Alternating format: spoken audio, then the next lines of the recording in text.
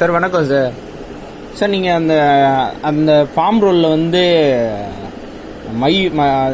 சொன்னோம் இல்லையா, ஃபார்ம் ரோலில் ஒரு ரோலை கட்டணுன்னு.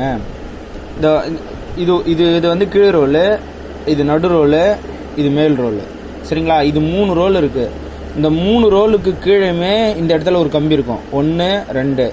இந்த கம்பியில் தான் வந்து மை வந்து ஒட்டும்.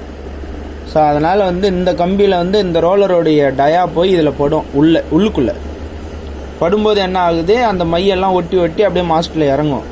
ஸோ அதனால் நீங்கள் என்ன பண்ணுறீங்கன்னா, இந்த மிஷினில் இருக்கிற மொத்த ரோலரையும் கட்டிட்டு இந்த நடு ரோல் இருக்கு இல்லையா, இந்த நடு ரோலை மட்டும் கட்டிடுங்க. கட்டிட்டிங்கன்னா பிரிண்டிங்கில் உங்களுக்கு எந்த மாற்றமும் வராது, பிரிண்டிங் கரெக்டாக தான் இருக்கும்.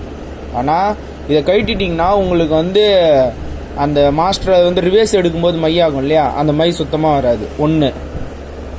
2வது இன்னொரு இடம் எந்த இடம்னா, இதோ இருக்கு இல்லையா, இந்த ஃபார்ம் ரோல் இருக்கு இல்லையா, இந்த ஃபார்ம் ரோலுக்கு பக்கத்தில் ஒரு கம்பி இருக்கும்.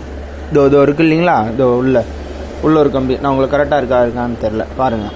அது அந்த கம்பி இருக்கு இல்லையா, அந்த கம்பிலையும் மை ஒட்டும்.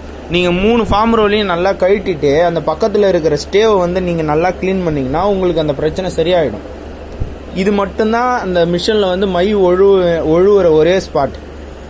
அதை விட்டாக்கா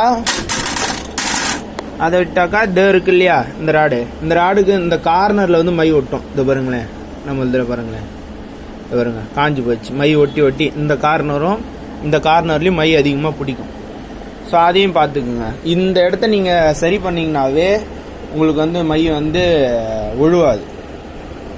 ஸோ நீங்கள் கேட்டிங்க இல்லையா, அதுக்காக நான் அனுப்பிச்சேன். ஆனால் நீங்கள் வந்து எந்த இடத்துல ப்ராப்ளம் ஆகுதுன்ற வீடியோவை நீங்கள் அனுப்பிச்சி விடுங்க.